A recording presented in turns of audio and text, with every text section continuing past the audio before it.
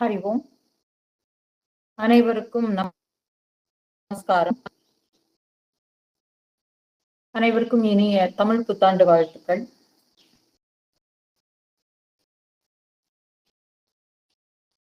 இன்னைக்கு நாம மந்திர புஷ்பத்தினுடைய 4வது மந்திரத்தை பத்தி பார்க்க போறோம். குருஸ்துதி. ஓம் ஈஸ்வரோ குரு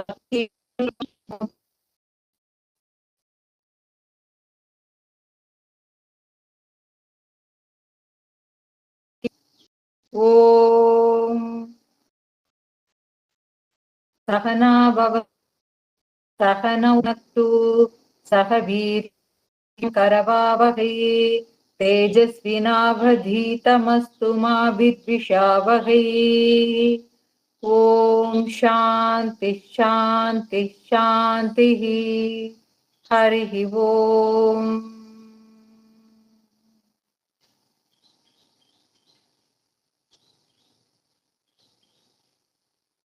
இன்னைக்கு மந்திர புஷ்பத்தினுடைய 4வது மந்திரத்தை நாம பார்க்கிறோம். இந்த 4வது மந்திரம் எதை பத்தி பேசுதுன்னா சூரியனை பத்தி பேசுது. அதாவது தப் அப்படின்னு ஒரு பதத்தை சொல்றது. தப அப்படின்னா தகிக்கிறது. எது தகிக்கும்? வெப்பம்தான் தகிக்கும். அது தகிக்கும்னா தணலாட்டி இருந்து கொண்டு அது புசு புசுன்னுட்டு எப்ப வேணும்னாலும் பெருசாட்டி எரியலாம். அதுக்குள்ள ஒரு புகை இருந்துகிட்டே இருக்கும். அந்த மாதிரி ஒரு தணல் இருக்கிறதுன்னு சொல்லுவோம் இல்லையா, அதே மாதிரி. இப்ப இங்க யார் எரிகிறார்கள், யார் வெப்பத்தை உருவாக்குகிறார்கள் என்ற ஒரு கேள்வியை எடுத்துக்கிட்டோம்னா அது சூரியன். இப்போ இந்த மந்திரம் சூரியனை பத்தி பேசுது. மந்திரத்தை பார்ப்போம்.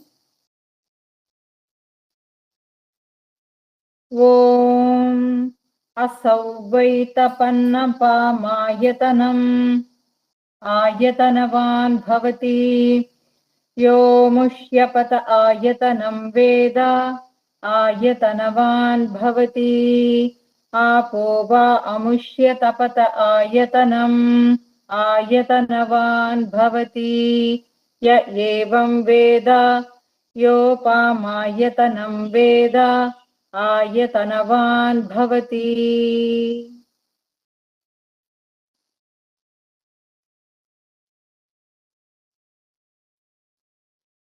இந்த மந்திரம் யாரொருவன் நீரின் ஆதாரத்தை அறிகிறானோ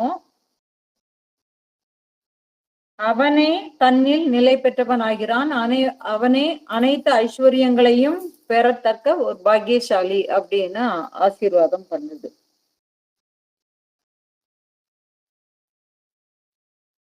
யார் தகிக்கக்கூடிய சூரியனை நீரின் ஆதாரம் என்பதை யார் அறிந்து கொள்கிறார்களோ அவனே தன்னில் நிலை பெற்றவனாகிறான். அவனே அனைத்து ஐஸ்வர்யங்களையும் பெறக்கூடிய ஒரு பாக்கியசாலி அப்படிங்குது. யார் அந்த கொதிக்கின்ற சூரியனுடைய ஆதாரத்தையும் அறிந்து கொள்கிறார்களோ அவனே தன்னில் நிலை பெற்றவன் ஆகிறான். அவனே அனைத்து ஐஸ்வர்யங்களையும் அடைகின்றான். அவனே பாக்கியசாலி அப்படின்னு ஆசீர்வாதம் பண்ணுது. இந்த கொதிக்கும் சூரியனின் ஆதாரத்தை யார் அறிகிறார்களோ அவனே பாக்கியசாலின்னா அப்ப சூரியனுக்கு ஒரு ஆதாரம் இருக்கு இல்லையா? சூரியனுக்கு ஆதாரம் என்னன்னு சொல்லுது இந்த மந்திரம்? நீர்னு சொல்லுது. அப்போ நீரே சூரியனுக்கு ஆதாரம், சூரியனே நீருக்கு ஆதாரம் இப்படிங்கிறதை யார் புரிந்து கொள்கிறார்களோ அவனே பாக்கியசாலி அப்படின்னு இந்த மந்திரம் சொல்லுது. இப்படி ஒண்ணுக்கொன்ன ஒரு சம்பந்தத்தை அறிந்து கொண்டு அதில் தெளிகிறவன் தான் பிரம்மத்தில் நிலை பெறுகிறான் அப்படிங்கிறது சூக்ஷ்மமாட்டு இந்த மந்திரம் சொல்லுகிறது. எப்படின்னா இதுக்கு முன்னாடி நம்ம எப்படி பார்த்தோம்? ஒரு கண்ணோட்டம். நீர்ங்கிறது ஒரு அனுபவம். அந்த அனுபவத்துல தான் தாமரை என்கிற ஒரு மலர் மலர்கிறது. நீர்ல அந்த தாமரை என்கக்கூடிய ஒரு மலர் மலர்கிறது. அப்போ நீர்ங்கிறது எது? ஒரு அனுபவம் ஆகிறது. அந்த அனுபவத்துக்கு எது காரணமாட்டு இருக்கு? புலன்கள் காரணமாக இருக்கிறது. புலன்கள் புலன்கள் செயல்பட்டு அந்த ஒரு விஷயங்கள் புத்திக்கு கொண்டு போய் அந்த புத்தி அனுபவங்களை உண்டாக்குகிறது. அப்போ புலன்களுக்கும் அந்த மூளைக்கும் புத்திக்கும் தகவல்கள் எப்படி பரிமாறப்படுகின்றன? பிராணனினால் பரிமாறப்படுகிறது. இப்ப இதெல்லாம் என்ன? இதெல்லாம் மனசு உருவகப்படுத்துகின்ற ஒரு உலக அனுபவங்கள். இப்படித்தான் அது அனுபவங்களை சேகரிக்குது. புலன்களை வச்சு சேகரிக்குது. இதைத்தான் நம்ம முன்னாடி பார்த்தோம். ஆனால் இந்த உலக அனுபவத்திற்கு காரணமான ஒன்று இருந்தே தீர வேண்டும். அது என்ன? இந்த உலக அனுபவத்திற்கு காரணமான ஒன்று இருந்தே தீர வேண்டும். எதனுடைய பேஸ்மெண்ட்ல இந்த அனுபவங்கள் நிகழுது? இப்போ நான் இருக்கிறேன், என்னுடைய கண்ணு பாக்குறது. அப்ப என்னுடைய இருப்புனால நான் இருக்கிறேங்கிறது எனக்கே தெரியுது. அதனால நான் என்னுடைய கண்ணை வச்சு நான் அதை பாக்குறேன். அப்போ இந்த உலக அனுபவங்கள் எல்லாமேயே அது உள்ளுக்குள்ள போய் பதிஞ்சு போய் ரெக்கார்டாட்டு உள்ள போய் உட்கார்ந்துருக்கு. எதனுடைய அடிப்படையில இது எல்லாமேயே இருக்கு அப்படிங்கிறது பார்க்கணும். அப்ப அது என்ன அப்படின்னா, இது இந்த மந்திரம்னு மட்டும் இல்ல, சாஸ்திரங்களே இந்த கேள்வியை கேட்கிறது. கேனோபனிஷதம்னு சொல்லிட்டு ஒரு உபனிஷதம் இருக்கு. அந்த உபனிஷதம் முதல் மந்திரத்திலவேயே இந்த கேள்வியை வைக்குது. எப்படி வைக்குது? கேனேஷிதம் பததி பிரேஷிதம் மனக கேன பிராண பிரதம பிரைத்தி யுக்தகா கேனேஷிதாம் வாச்சமிமாம் வதந்தி சக்ஷு ஸ்ரோத்ரம் காவு தேவோ யுனக்தி. இது இந்த கேன உபனிஷத்தினுடைய முதல் மந்திரம். இதத்தான் பேசுது. கேன அப்படின்னா யாரால். இது என்ன கேள்வியை கேக்குது? மனம் எவரால் செலுத்தப்பட்டு புற விஷயங்களை புற பொருட்களை பற்றுகிறது? சரி, புற விஷயங்களுக்கு போல. ஆனா என்ன பண்ணுது? புற விஷயங்களுக்கு போகவே இல்லைனாலும் தானாகவேயே உள்ளுக்குள்ளே அகத்தின் உள்ளே படர்ந்து அது நினைவுகளை கிளறி கொண்டு வருவது, அவைகளை அசை போடுவது, இதெல்லாம் யாரால் நிகழ்கிறது? இந்த ஒரு கேள்வியை கேக்குது. ஏன்னா இந்த காட்சியை நான் பார்க்கவே வேண்டாம். நம்ம இப்போ என்ன ஆன்மீக விஷயங்களுக்குள்ள பயணிக்கிற போது என்ன நினைப்பாங்க? புலால் உண்ணாமை, அஹிம்சை அப்படிங்கறத தெரிஞ்சு வச்சுக்கிட்டு ஒரு கசாப்பு கடையை தாண்டி போகும்போது அந்த இடத்த பார்க்கவே கூடாதுன்னே நினைச்சுக்கிட்டு இருப்பான். அதுல அந்த ஒரு உயிர் வெட்டப்படுகிறது, அந்த உயிரை நாம பார்க்கவே கூடாது, அந்த இடத்தவே பார்க்கவே கூடாதுன்னு நினைச்சுக்கிட்டே போயிட்டு இருக்கும்போது ஆட்டோமேட்டிக்கலாகவேயே கண்ணு அந்த பக்கமாட்டி திரும்பி அந்த நிகழ்வை பார்க்கும்படியாட்ட ஆயிடும். எதை பார்க்கவே கூடாதுன்னு நம்ம நினைக்கிறோமோ, ஆனா நம்ம நினைக்கிறது என்னது? நமக்கு அது வேண்டாம்னு நினைக்கிறோம். ஆனா கண்ணு அந்த இடத்த பார்த்துருது இல்லையா?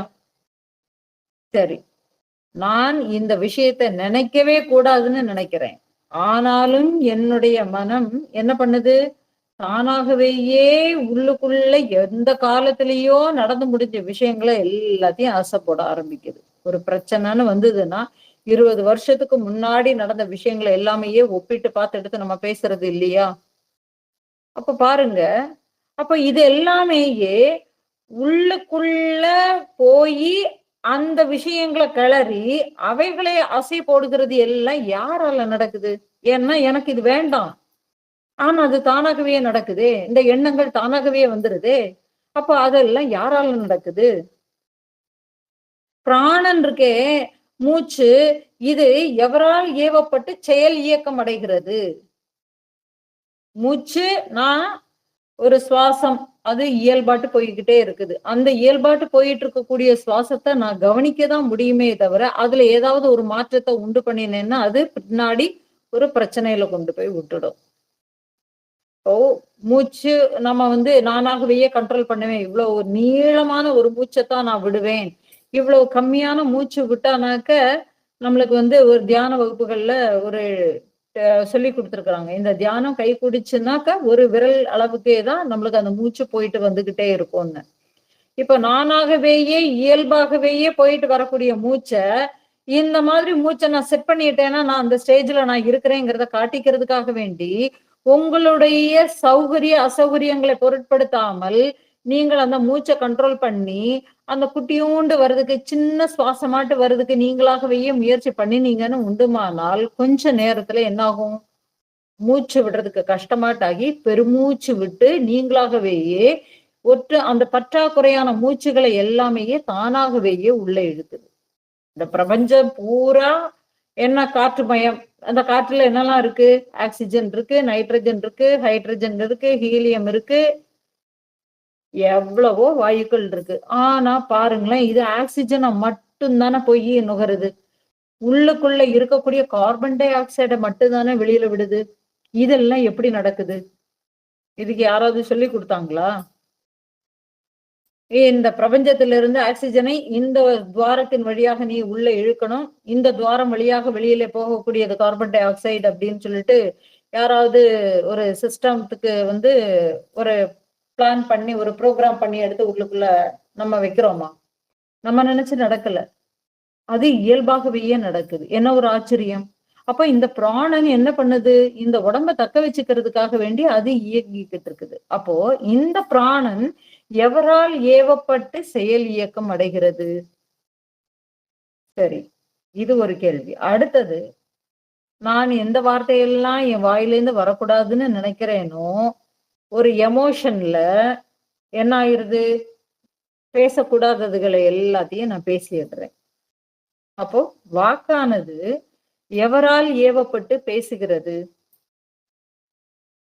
கண் காட்சிகளை காண்கிறது, காது செயலாற்றுகிறது, இதெல்லாம் யாரால?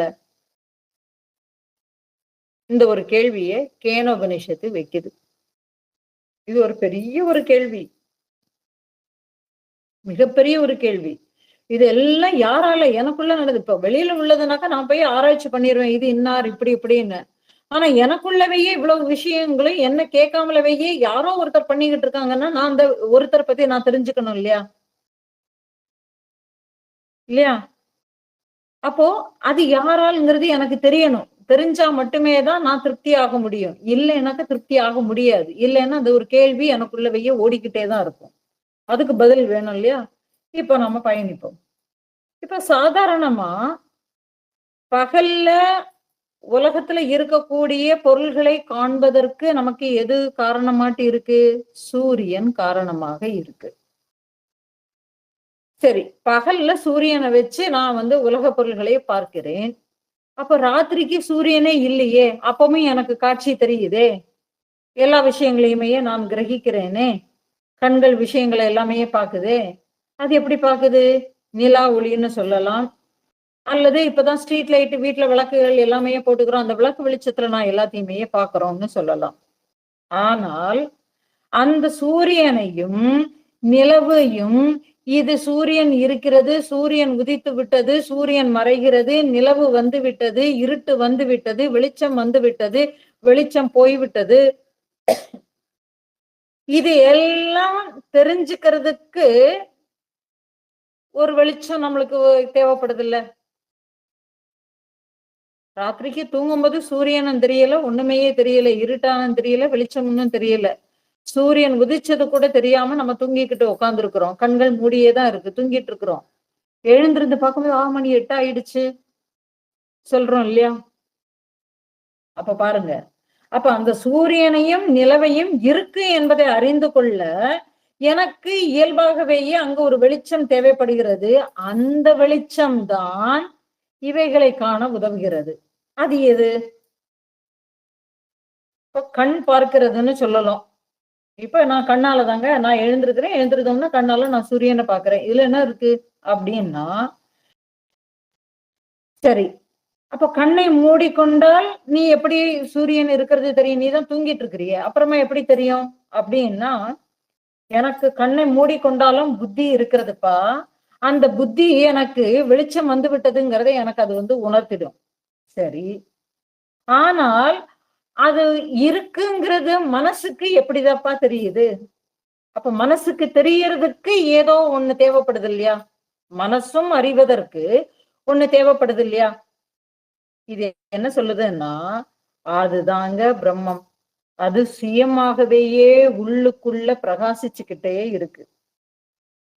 அந்த பிரம்மம், அந்த ஆத்மா, அந்த இறைவன், அந்த மெய்யறிவு இது மட்டும்தாங்க இருக்கு. இந்த ஆத்மாதான் ஒளி மிக்கது. இந்த ஒளியைத்தான் ஆன்மா. இந்த பிரகாசம்தான் ஆன்மா. அப்ப என்ன? இந்த பிரகாசத்தினால தான் இந்த பிரகாசம் எங்க இருக்கு? இந்த ஆத்மா எனக்குள்ள இருக்கு. அப்போ இந்த தேகத்துல இருக்கக்கூடிய இந்த ஆத்ம பிரகாசத்தினால் தான் சூரியனை அறிகிறேன், சந்திரனை அறிகிறேன், நட்சத்திரத்தை அறிகிறேன். இது போன்ற உலக விஷயங்கள் அனைத்தும் இந்த பிரகாசத்தினால் தான் அறியப்படுகின்றன. இப்ப நான் இருக்கிறேன் கூடிய ஒண்ண அறிந்து கொள்ள வேண்டுமே என்றால் அதற்கும் எது தேவை? இந்த சுயம் பிரகாசத்தினாலதான் நான் இருக்கிறேன் கூடிய உணர்வே எனக்குள்ள இருக்கு. இந்த பிரகாசம் இல்லைனாக்க நான் இருக்கிறேன் என்ற உணர்வு இருக்காது. அதுக்குதான் உதாரணத்துக்கு என்ன, ஒரு கோமா பேஷண்ட்டை எடுத்துக்கலாம், ஒரு டெட் பாடியையும் எடுத்துக்கலாம்.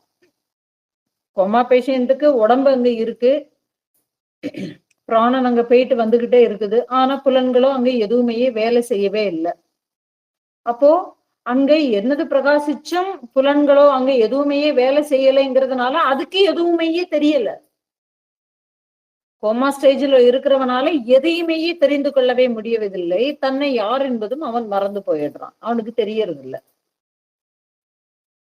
ஆனா இது ஒரு டெட் பாடியை பாருங்க, அதுலயும் எல்லாமே இருக்கு. அங்க எல்லாமே போனதுனால அங்க இல்ல, உண்மையே இல்ல, எதுவுமே தெரிந்து கொள்ள முடியாமல் இருக்கிறது. அப்போ உடல், மனம், புத்தி இந்த மூணும் ஒரு ட்ரையாங்கிள். இந்த ட்ரையாங்கிள் எப்படின்னா, மனசு சரியில்லைன்னா உடல் புத்தி இருந்து பிரயோஜனம் இல்லை. புத்தி சரியில்லைன்னா உடலும் மனசுனாலையும் பிரயோஜனம் இல்லை. உடல் சரியில்லைனாக்கா இந்த மனசு இருந்தும் பிரயோஜனம் இல்லை, புத்தி இருந்தும் பிரயோஜனம் இல்லை. ஏன்?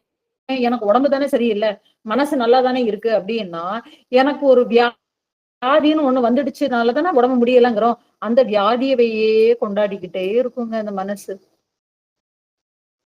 புலம்பிக்கிட்டே இருக்கும். ஒரு துக்கம்னு வந்துடுச்சுன்னா அதையே பாடிக்கிட்டே இருக்கும். நினைச்சு பாருங்க.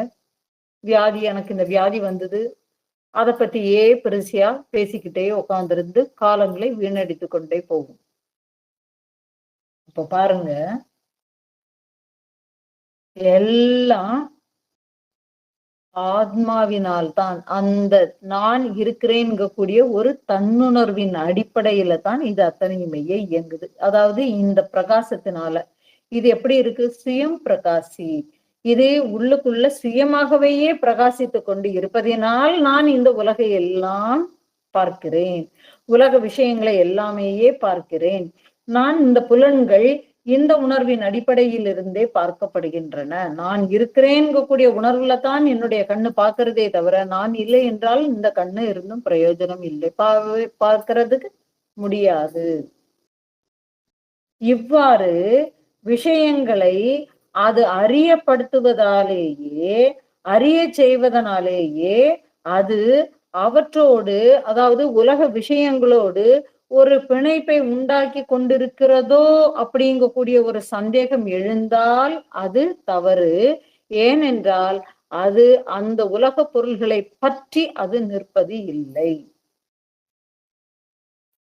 ஆத்மாதான் உலகை பிரகாசிக்க செய்கிறதே தவிர இந்த உலகத்தினால் ஆன்மா பிரகாசிக்கவில்லை.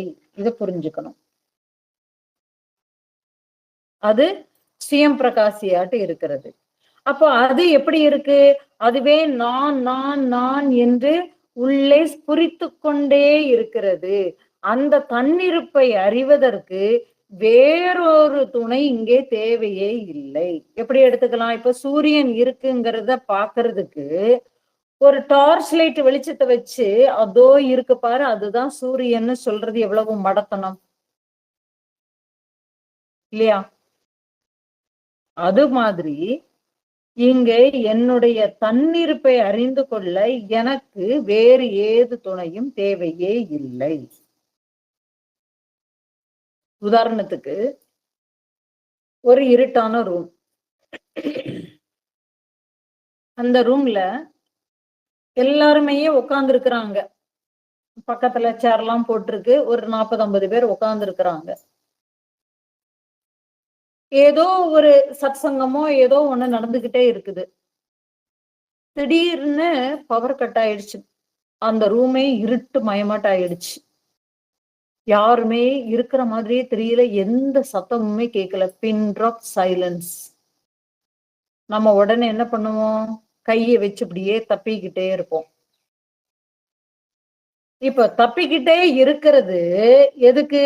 மத்தவங்க யாராவது இருக்கிறாங்களான்னு பாக்குறதுக்கு தானே தவிர, நான் இருக்கிறேனான்னு பாக்குறதுக்கு தப்பிக்கிட்டு இருப்பானா? கையை வச்சு தேடிக்கிட்டு இருப்பானா? தேட மாட்டான்.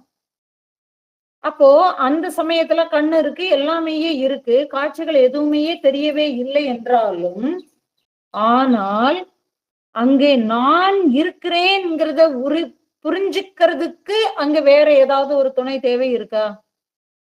எப்பா நீ இருக்கிறியான்னு கேட்டனாக்க நான் இருக்கிறேனே அப்படின்னு தான் நம்ம சொல்லுவோமே தவிர, நீ இருக்கிறதுக்கு உனக்கு ஏதாவது துணை வேணுமான்னு கேட்டா நம்ம என்ன சொல்ல முடியும்? பதிலே சொல்ல முடியாது. ஏன்னா அது அர்த்தமற்றது. புரிஞ்சுதா? அப்போ இந்த தன்னிருப்பு, இந்த ஆன்மா என்ன வேலை பண்ணிக்கிட்டு இருக்குது அப்படின்னா, இந்த மனம் என்னெல்லாமோ பண்ணிக்கிட்டு இருக்குது இல்லையா? இந்த விஷயங்கள் அத்தனை விஷயங்களையும் இந்த ஆன்மாவினுடைய இருப்பினாலத்தான் பண்ணிக்கிட்டு இருக்குது. இதை எந்தவித பாதிப்புமே இல்லாமல் இந்த மனதை வேடிக்கை பார்த்து கொண்டு அது வெறும்ன ஒரு சாட்சி மாத்திரமாகவேயே இருந்து கொண்டு இருக்கிறது. இப்ப இதுக்கு முண்டக உபனிஷத்து அழகா சொல்லும். 2 பறவைகளை பத்தி பேசும். அந்த 2 பறவைகளை பாத்தீங்கன்னா 2ம் சேர்ந்தேதான் பறக்கும். ஒண்ணு விட்டு ஒண்ணு எங்கேயுமே பிரியாது. 2 சேர்ந்தேதான் போகும், 2 சேர்ந்தேதான் பறக்கும். சாப்பிடுறதாட்டி இருந்ததுன்னு ஆனா பாருங்களேன், பறக்கிறது போகிறது இதெல்லாம் ஓகே. ஆனா என்ன பண்ணும்? இந்த ஒரு பறவை அந்த மரத்துல உட்கார்ந்துகிட்டே இருக்கும். ஆனா பக்கத்துல இருக்கக்கூடிய இன்னொரு பறவை இருக்கு இல்லையா? அது என்ன பண்ணும்? இந்த கிளையில இருந்து அந்த கிளைக்கு தாவும், அங்க இருந்து இங்க தாவும், டைவடிக்கும், கீழே பறக்கும், கீழே இருந்து தானியங்களை கொத்தி தின்னும், மரத்துல இருக்கக்கூடிய பழங்களை தின்னும், அதுக்கப்புறமா இலைகளை உதிர்த்து போடும், குச்சிகளை அப்படியே ஆட்டி விடும். பறவைகளை நம்ம பார்த்திருக்கோம் இல்லையா? அப்புறமா எங்கேயோ கூடு கட்டுறேன்னு சொல்லிட்டு ஒரு குச்சியை கொண்டு வந்து கூடு கட்ட ஆரம்பிக்கும். ஏதோ ஒரு எவ்வளவு வேலை.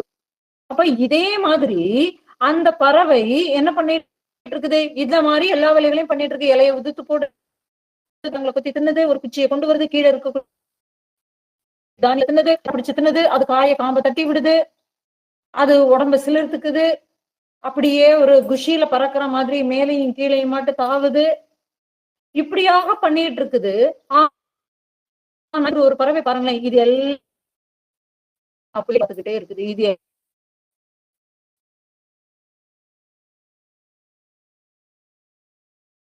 பறவை எந்த விதமான இல்லை. ஆனால் இந்த பறவை என்ன பண்ணிட்டு இருக்குது? அது என்னென்ன செய்யுதுங்கிறத இது எப்படி உட்கார்ந்து பார்த்துக்கிட்டு இருக்கிறதோ இதே மாதிரிதான்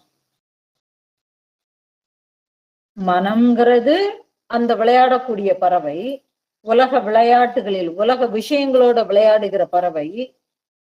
ஆன்மாங்கக்கூடிய பறவை இருக்கு பாருங்க, அது என்ன பண்ணிட்டு இருக்கு? சாட்சி மாத்திரமாகவே இருந்து அந்த மனதை அப்படியே வாட்ச் பண்ணிக்கிட்டே இருக்குது.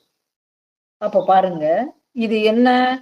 மனதினுடைய எல்லா அனுபவங்களுக்கும் அதுதாங்க சாட்சி. அனுபவங்களால் இந்த சாட்சி எப்பொழுதும் வரதே இல்லை. அப்போ இந்த நான்கிறது தான் உண்மையான நான். இந்த சாட்சி அனுபவம் இருக்கு இல்லையா? இந்த நான் தான் உண்மையான நான். அப்போ இந்த நான் தான் உண்மையில் பேரானந்தம், சத்தியம், பிரம்ம சாஸ்திரங்கள் கூறப்படுகின்ற பரமே பரவஸ்து. அப்ப பாருங்க, எந்த விதமான குறிப்புகளுக்குள்ளும் அகப்படாதது எது? இந்த ஆன்மா. எப்படி சொல்லலாம்னா, இந்த மனதும் ஆன்மாவும் எப்படின்னா, நீரில இருந்துதான் ஒரு குமிழி வெளியில வருது. ஆனா அந்த குமிழி வெளியில வரும்போது நம்ம என்ன பாக்குறோம்? தண்ணியில இருந்து ஒரு குமிழி வந்திருக்கு. அந்த குமிழியினுடைய அழகை நாம ரசிக்கிறோம். அந்த குமிழியில பாருங்க, அதனுடைய கிளார்ல ஒரு பெரிய ஒரு உலகமே தெரியுது. டிஃபரெண்ட் டிஃபரெண்ட் கலர்லாம் தெரியுது. நிறைய கலர்ஸ் தெரியுது. இது எல்லாமே பார்த்து நம்ம ரசிச்சுக்கிட்டே இருக்கிறோம். டப்புன்னு பாருங்க, அந்த குமிழ் பொட்டி காணாம போயிடுது. அப்ப நாம என்ன வச்சுக்கிறோம்? அந்த தண்ணியில இருந்து ஒரு குமிழி வந்தது. அந்த குமிழிக்கு நீர்க்குமிழின்னு நாமளே தான் ஒரு பெயரை வச்சுக்கிறோம். ஆனால் குமிழி காணாமல் போய்விடுகிறது. சடனா காணாமல் போய்விடுகிறது. அப்போ நீரிலிருந்து தோன்றிய குமிழி நீரிலேயே இருந்து கொண்டு அதற்கு வேறாக இருப்பதாக காட்சி அளித்தாலும் அந்த குமிழி அதே நீரில் தான் காணாமல் போகிறது, மறைந்து போகிறது. அது போலவேயே பலவாறாக இந்த அனுபவங்கள் அமைந்திருப்பதாக காணப்படுகின்ற இந்த பிரபஞ்சம் பார்ப்பதற்கு வேறானதாக தோன்றினாலும் சத்துங்க கூடிய ஒரு இருப்பை ஆதாரமாக வைத்துத்தான் தோன்றி இருக்கிறது. அந்த குமிழ் மறைந்தாலும் நீர் மறைவதே இல்லை. நீர் அப்படியே தான் இருக்கிறது. அந்த குமிழ் மறைவதனால் நீர் எந்த விதமான பாதிப்புகளுக்கும் உள்ளாவது இல்லை. அது போலவேயே காணும் இந்த பிரபஞ்சம் அழிந்தாலும் அதற்கு சாட்சியாக இருந்து அதனை பார்த்து கொண்டிருக்கக்கூடிய அந்த ஒரு ஆத்மா அழிவது இல்லை. அப்போ ஆத்ம பிரகாசத்தினால்தான் என்னெல்லாம் இருக்கு? கண்ணுக்கு தெரியக்கூடிய இந்த ஸ்தூல பிரபஞ்சங்கள் நமக்கு தெரிகிறது. சூக்ஷ்ம உடலாகிய இந்த ஒரு மனசை பத்தி நாம தெரிஞ்சுக்கிறோம் இல்லையா? என்னுடைய மனசு வலிக்குது, அதாவது பார்க்க முடியாது. மனசு எப்படின்னு பார்க்க முடியாது. எனக்கு மூச்சு வாங்குதுன்னு சொல்லிட்டு பிராணனை பத்தி பேசுறோம். பசிங்க கூடியது ஒரு உணர்வு. ஆனால் நம்ம என்ன பண்றோம்? அந்த பசிக்காக வேண்டி போராடுறோம் இல்லையா? அப்ப பாருங்க, இந்த ஆத்ம பிரகாசத்தினால்தான் ஸ்தூல சூக்ஷ்ம காரண சரீரங்களும் அவைகளினுடைய குணதோஷங்களுமேயே அறியப்படுகின்றன. இது இல்லைன்னா அறியப்பட முடியாது. அப்ப இந்த தோஷங்கள் ஏதும் ஆன்மாவிடத்தில் இல்லை. இதெல்லாம் ஆன்மாவிடத்துல வைவா இருக்கு? இல்ல. இதெல்லாம் எதுக்கிட்டக்க இருக்கு? மனசுதானே எல்லாத்தையுமே அனுபவிக்குது. இது எல்லா தோஷங்களும் எதுக்கிட்டக்க இருக்கு? மனசு கிட்டக்க இருக்கு. அப்ப பாருங்க, இந்த மனசும் ஆன்மா அல்லது பிரம்மம் இருக்கிறதுனால தானே, பிரகாசிக்கிறதுனால தானே இதுவும் இந்த மனசும் ஒளிர்கிறது. இல்லை என்றால் இந்த மனசுக்கு செயல் ஏது? அப்போ பஞ்சபூதங்களும் சரி, பௌதீக வடிவங்களுக்கும் சரி, இந்த உணர்வு, உணர்ச்சி, செயல்பாடுங்கிற எல்லாமேயே இந்த ஆத்மாவினுடைய இந்த ஒரு ஆத்மாவினுடைய சம்பந்தத்தினாலதான் ஏற்படுகிறது. இப்போ உதாரணத்துக்கு நம்ம ஒரு பூமாலையை எடுத்துக்கிட்டோம்னா, பூமாலையில நூலை வச்சு பூக்களை வச்சு கோர்த்து கட்டியிருப்பாங்க. அந்த பூ எப்படி இருக்கும்? சில பூ நல்லா விரிஞ்சிருக்கும், சில பூ கொஞ்சம் சுருங்கி மொட்டாட்டு இருக்கும், சில பூ கொஞ்சம் பூச்சிகள்லாம் வெட்டின பூவாட்டு இருக்கும், பூச்சிகள் உள்ளுக்குள்ள இருக்கிற மாதிரி இருக்கும். சில பூ ரொம்ப ஸ்டாண்டர்டாட்டு ரொம்ப பியூரா பர்ஃபெக்டா நல்லா விரிஞ்சு பாக்குறதுக்கே அழகாட்டு இருக்கும், சிலது நடுத்தரமானதாட்டு இருக்கும். இப்போ மல்லிகைப்பூல மாலை கட்டினோம்னாக்கா மல்லிகைப்பூலவையே இத்தனை விஷயங்களுமே இருக்கு. காம்பு குட்டையாட்டு இருக்கு, காம்பு பெருசாட்டு இருக்கு, குண்டா இருக்கு, ஒல்லியாட்டு இருக்கு, அதுலயுமே ரோஸ் கலர்ல இருக்கு, அதாவது பூச்சி இருக்கு. இது எல்லாத்தையுமே வச்சு அந்த நூல்ல கட்டினாலும், ஆனால் அந்த நூல் அந்த மாலைக்கு ஆதாரமாக இருக்கிறது. நம்ம இப்போ ஒரு நம்ம சரத்தை கட்டினோம்னு உண்டுமானா அந்த சரத்துக்கு அந்த நாரோ அல்லது நூலோ அது காரணமாட்டு இருக்கு. ஆனால் அந்த பூக்கள் எல்லாமே நூல்ல கோர்க்கப்பட்டாலும் நாரில் கோர்க்கப்பட்டாலும் அந்த நூல் அல்லது நார் பூக்களினுடைய உயர்வு தாழ்வுகளை சார்ந்தது இருக்கிறதா பாருங்க. இந்த பூ அழுகின பூ, அதனால நான் இந்த பூவை நான் ஏத்துக்க மாட்டேன்னு அது சொல்லுதா? அந்த நூலு, அந்த நார் சொல்லுதா? அப்படி எதுவுமே சொல்லல இல்லையா? அந்த நூல் வெறுக்குதா? வெறுக்கிறது இல்ல. அது எதையுமே சாராமல் இருக்கு. அதே மாதிரி இந்த ஆன்மா எவ்விதமான சரீர குணதோஷங்களை சாராமல் சாட்சியாக மட்டுமே இருக்கிறது. அப்ப பூக்கள் உதிர்ந்து போனாலும் நூல் அப்படியே இருக்கிற மாதிரி இங்கே தோற்றங்கள் பிரபஞ்சத்தினுடைய தோற்றங்கள் மறைந்தாலும் ஆன்மா எதனாலும் பாதிக்கப்படாமல் இருக்கு. எப்படி? சூரிய வெளிச்சம் எப்படி இருக்கு? அது விழுகின்ற இடங்களினுடைய குற்றம் குறைகளை சாராமல் இருக்கிறது இல்லையா? இது சாக்கடையில நான் விழமாட்டேன், எனக்கு இது பிடிக்காது, நான் சுத்தமான நீர்ல தான் நான் விழுவேன், அது எதுவும் சொல்லிக்கிட்டு இருக்குதா? அப்படி எதுவுமே இல்லை இல்லையா? அப்ப பாருங்க, சூரிய வெளிச்சம் அது விழுகின்ற இடங்களினுடைய குற்றம் குறைகளை சாராமல் இருப்பது போலவே இந்த உலகின் குணதோஷங்கள் ஆன்மாவை அணுகுவதே இல்லை. இப்ப இந்த சாக்கடையில சூரிய ஒளி விழறதுனால இந்த சாக்கடை தண்ணீரினுடைய துர்நாற்றமோ ஏதாவது சூரியனை போய் சேருதா? அப்படி எதுவுமே இல்லை இல்லையா? அப்போ உலகினுடைய குணதோஷங்கள் ஆன்மாவை அணுகுவது இல்லை. சூரியனானது எவ்வாறு தானும் ஒளிர்ந்து எதையெல்லாம் ஒளிரச் செய்ய வேண்டியவற்றை எல்லாம் அது ஒளிர வைக்கிறதோ, அது போல இந்த ஆன்மாவே ஸ்தூல சூக்ஷ்ம காரண சரீரங்களை எல்லாம், இந்த பிரபஞ்சங்களை எல்லாத்தையுமே அதுவேதான் பிரகாசிக்க செய்து தானும் பிரகாசிக்கிறது. ஏன் தானும் பிரகாசிக்கிறதுன்னா, அது இருக்கிறதுனால தான் இந்த பிரபஞ்சமே தெரிகிறது. அப்ப அது ஒரு சுயம் பிரகாசியாட்டு இருக்கிறதுனால தான் அது இந்த உலகம் பூராவும் அது என்ன செய்யறது? பார்க்க செய்கிறது, அனுபவிக்க செய்கிறது எல்லாம். அப்ப சூரியன் எப்படி தன் ஒளியை மறைக்கின்ற ஒரு மேகத்திற்கு காரணமாகி மேகத்தையும் பிரகாசிக்க செய்கிறதோ, மேகம் இருக்குங்கிறத தெரியணும்னாக்கா நம்மளுக்கு அது ஒரு தெரியணும் இல்லையா? தெரியுது இல்லையா? இப்ப சூரியன் நல்ல பளிர்னு இருக்கு, திடீர்னு எங்க இருந்தோ ஒரு மேக கூட்டம் வந்து சூரியனை மறைக்கிறது. அப்ப சூரியன் இருக்குங்கிறத நம்ம பாக்குறோம். அந்த மேகம் மறைக்கிறதுனால அங்க சூரியன் இல்லைன்னு ஆயிடுமா? ஆயிடாது. சூரியன் இருக்கு, ஆனா இந்த மேகம் அந்த சூரியனை மறைத்திருக்கிறது. இந்த அறிவு நமக்கு இருக்கு. அது சூரியனை மறைத்திருந்தாலும் அந்த ஒளி மூலமாகவேயே அந்த மேகத்தையும் நாம் எப்படி அறிந்து கொள்கிறோமோ, அது போல இந்த ஆன்மா என்ன பண்ணிட்டு இருக்குது? லோபம், மோகம், மதம், ஆச்சரியம், அகங்காரம் எல்லாவற்றையுமேயே இதுதாங்க பிரகாசிக்க செய்யுது. இது இல்லை என்றால் ஆசைகள் இல்லை, பந்தங்கள் இல்லை, பிணைப்புகள் இல்லை, ஒண்ணுமே இல்லை, அனுபவங்கள் எதுவுமே இல்லை. எப்படி? முகம் பார்க்கக்கூடிய ஒரு கண்ணாடியில தெரியக்கூடிய முகம் போலி, இது பாக்குறேன் எனக்கு தெரியும். ஆனால் அது என்ன பண்ணுது? உண்மை போலவேயே காட்டுது. அது பாக்குறதுக்கு உண்மை மாதிரியே காட்டுது. அது மட்டும் இல்லாமல் அந்த கண்ணாடியினுடைய குணதோஷங்களையும் சேர்த்து வச்சுக்கும். அந்த கண்ணாடி எப்படி இருக்கும்? சிலது இந்த குவி லென்ஸ், குழி லென்ஸ் எல்லாம் சொல்றோம் இல்லையா? அதுல உள்ள வேறுபாடுகள் ஏதாவது இருந்ததுன்னா நம்மளுடைய உடம்பு பூதாகாரமாட்டும் காட்டும், ஒல்லி குச்சியாட்டு ஒரு எறும்பு போலவையே காட்டும். இது கண்ணாடியினுடைய தோஷங்கள். அப்ப கண்ணாடியில தெரியக்கூடிய உருவம் எப்படி தெரியும்? அந்த கண்ணாடி முன்னாடி போய் நின்னா அந்த கண்ணாடியினுடைய குணதோஷங்களுக்கு தகுந்த மாதிரி குண்டாகவோ, ஒல்லியாகவோ, அதாவது சப்பையாகவோ, அதாவது எப்படி சப்பையாட்டுனாக்க அது தட்டையாக அமைக்கப்பட்டு கண்ணு உடம்பு எல்லாமே பிதுக்கிக்கிட்டு நிக்கிற மாதிரியோ கொஞ்சம் விகாரங்களோட முகங்கள், உடல்கள் தெரியும் இல்லையா?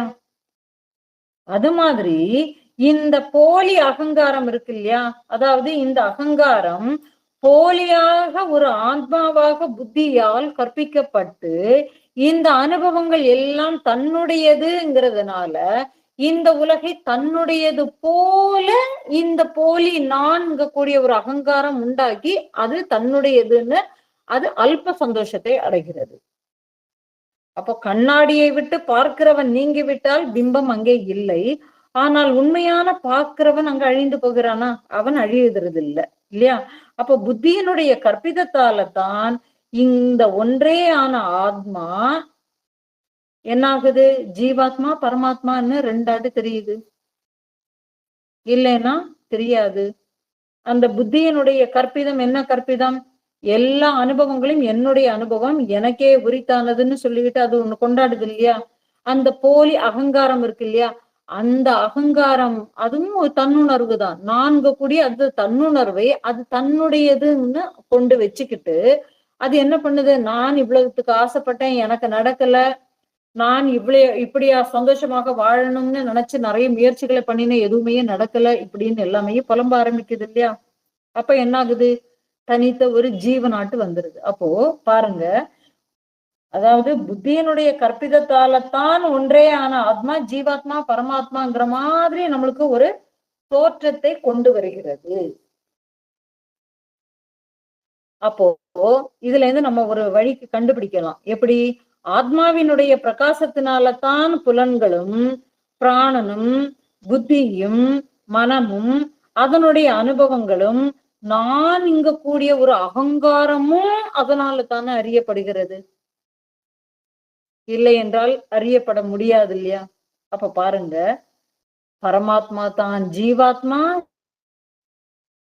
ஜீவாத்மாவே பரமாத்மா கூடிய உண்மையை யார் ஒருவன் அறிகிறானோ அவனே தன்னில் நிலை பெற்றவன் ஆகிறான்.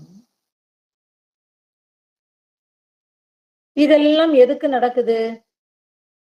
ஒரு அனுபவத்திற்காக நடக்குது.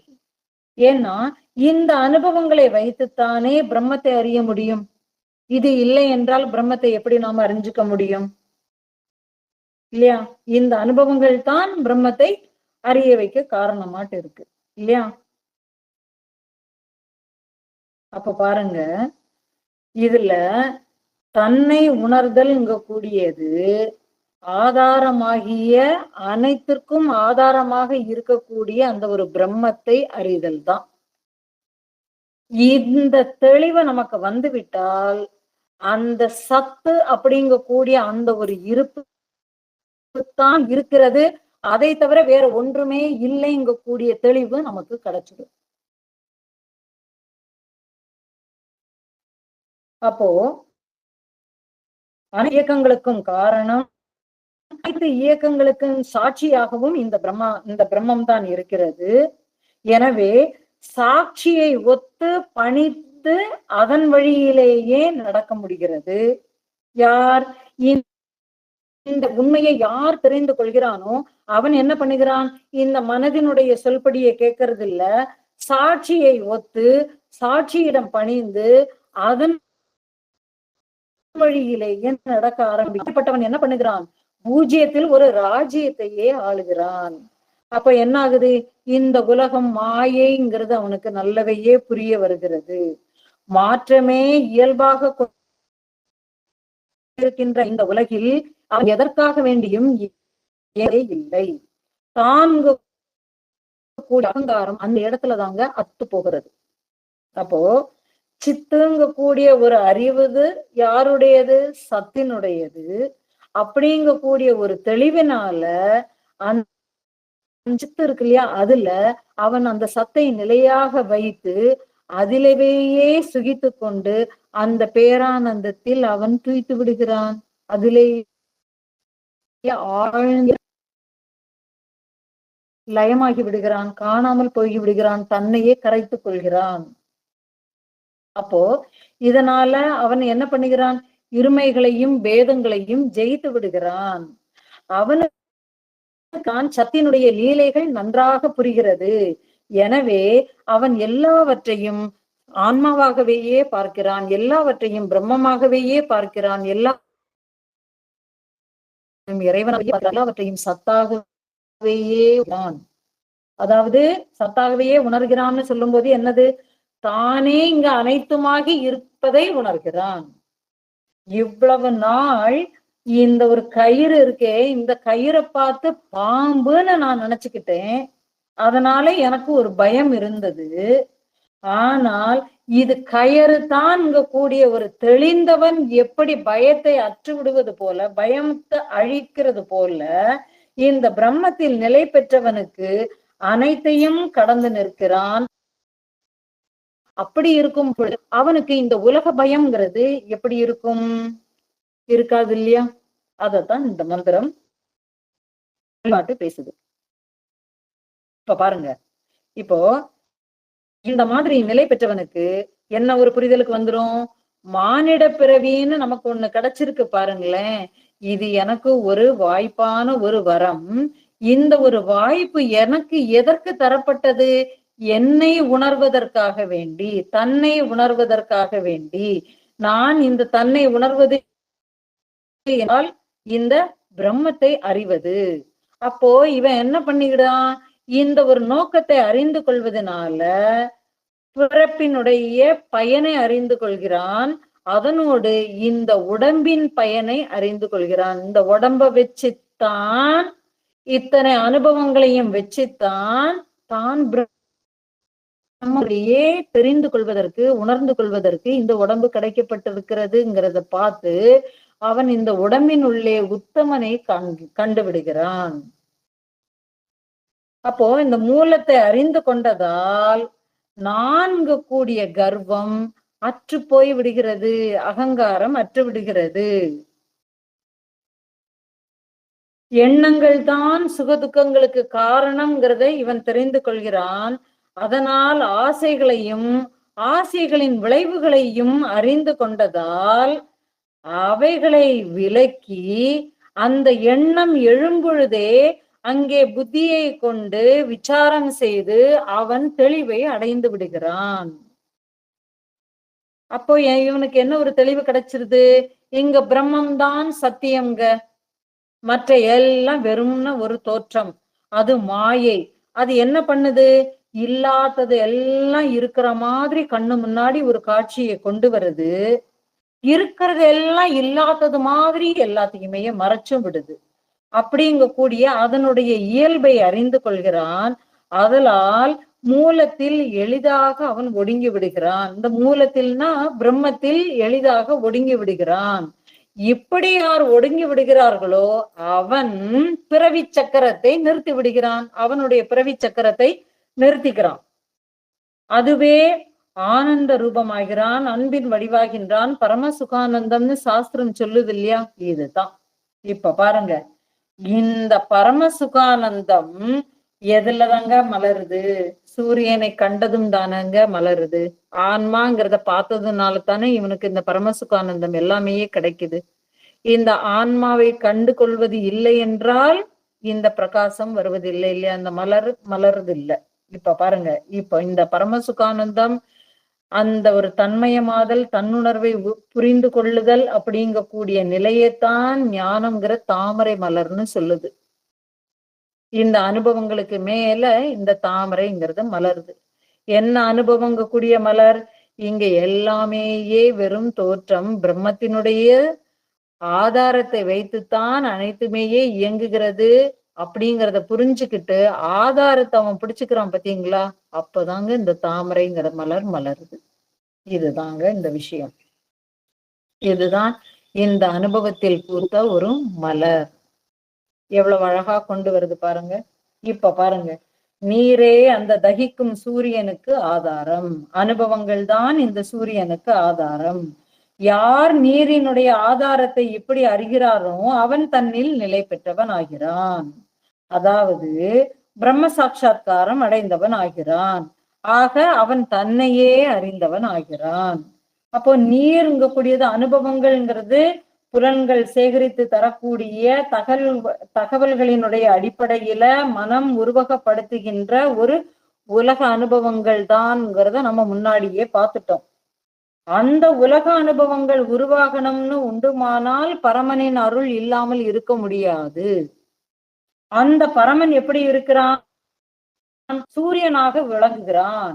அந்த சூரியன், அந்த பிரம்மன்தான் நீரின் ஆதாரம் என யார் புரிந்து கொள்கிறார்களோ அவன் அந்த பிரம்மத்தில் நிலைத்து நிற்கிறான். அந்த பிரம்மம் எப்படி இருக்கிறது, உலக அனுபவங்களுக்கு எல்லாம் சாட்சி மாத்திரமாக இருக்கிறது. இந்த சூரியனுடைய வெப்பமோ நீரினுடைய குளிர்ச்சியோ அந்த பிரம்மத்தை பாதிப்பது இல்லை, பரமனை பாதிப்பது இல்லை. பரமன் இல்லை என்றால் இந்த உயிரோட்டமும் இல்லை, உலக அனுபவங்கள் ஏதுமே இல்லை. இப்ப புரிய வருதா? அப்ப பாருங்க, நம்மளுடைய அனுபவங்கள்ங்க கூடிய நீருக்கும் இந்த பிரம்மந்தான் ஆதாரம்ங்கிறத புரிந்து கொண்டு யார் ஒருவன் பிரம்மத்தில் நிலை பெறுகிறானோ அவனே பாக்கியசாலி. அப்ப உலகமாகின்ற அனுபவங்கள் எனும் நீருக்கு சூரியன் ஆதாரம், அந்த சூரியனுக்கு அந்த நீரே ஆதாரம். அனுபவங்கள் இல்லை என்றால் ஆன்மாவை எப்படி அறிந்து கொள்வது? ஆகவே சுட்டரிக்க கூடிய அந்த ஒரு சூரியனே நீரினுடைய ஆதாரம். நீரே சுட்டரிக்கும் சூரியனுக்கு ஆதாரம், இதுவே பரம உண்மை, இதுவே பரம சத்தியம் என்று இதை அறிந்து கொள்பவன் தன்னைத்தானே அறிகிறான். நீரின் ஆதாரத்தை புரிந்தவனாகிறான். மலரை தெரிந்தவனாகிறான். அந்த மலர் அவனுக்கு கிடைக்கிறது. இந்த நீரின் சுவையோடும் இனிமையோடும் வளத்தோடும் கூடிய அத்தனை ஐஸ்வர்யங்களையும் அடைந்த பாக்கியசாலி ஆகிறான்னு சொல்லி மந்திரம் அவனை ஆசீர்வாதம் செய்கிறது. அப்போ இந்த சூரியனும் ஆன்மா பிரம்மத்தை பத்தி தான் இந்த மந்திரம் பேசுகிறது. இவ்வாறு இந்த 4வது மந்திரம் நிறைவு பெறுகிறது. ஓம் பூர்ணமத பூர்ணமிதம் பூர்ணாத் பூர்ணமுதச்யதே பூர்ணஸ்ய பூர்ணமாதாய பூர்ணமேவாவசிஷ்யதே.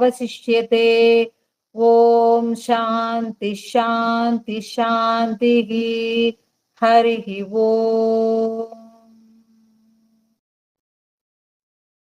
அனைவருக்கும் நன்றி. ஓம் தத்சத்.